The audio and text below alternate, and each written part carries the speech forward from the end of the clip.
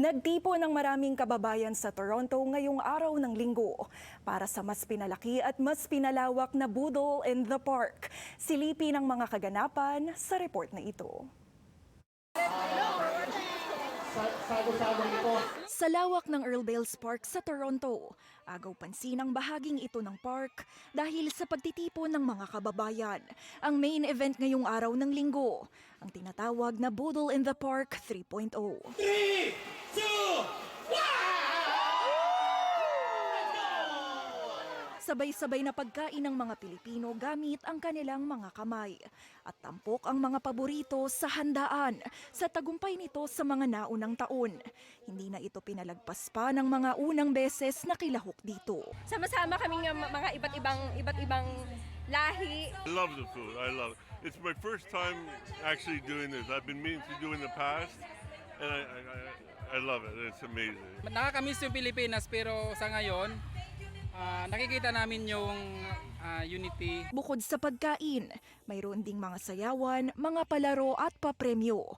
Ayon sa mga nasa likod ng ikatlong taon ng pagtitipon, ito na ang isa sa pinakamalaki at pinakamahabang boodle fight sa buong Canada. Kasi last year meron kaming 400 and then now meron kaming 500. Of course, meron kaming mga lechon, calamari, yung mga mangga, spring rolls, pancit, yung mga Filipino dishes natin, yung mga sinerve natin today. Dito natin makikita, parang maihalin tuloy natin yung pagkakaisa ng bawat Pilipino, magsama-sama tayo, mas masaya, mas marami. Binalik-balikan din ito ng iba pang kababayan. Sometimes we need to go out in our shelves and be with the people. Go with the people and eat with the people. Here, the biggest, the longest boodle fight. When I first starting my journey as a mortgage agent, the Facebook group of this event allowed me to introduce myself to the Filipino community here in Ontario. And also this boodle fight makes me feel home away from home. It's like we're in the Philippines because we're showing our camaraderie, show their support for this Filipino Facebook group, which is Pinoy Canada Toronto 2.0. At ang mga pagkain, it's fresh from the sponsors. Para naman sa ilang mga negosyo at organisasyon, ito'y paraan ng pakikipag-ugnayan at pasasalamat sa Filipino community.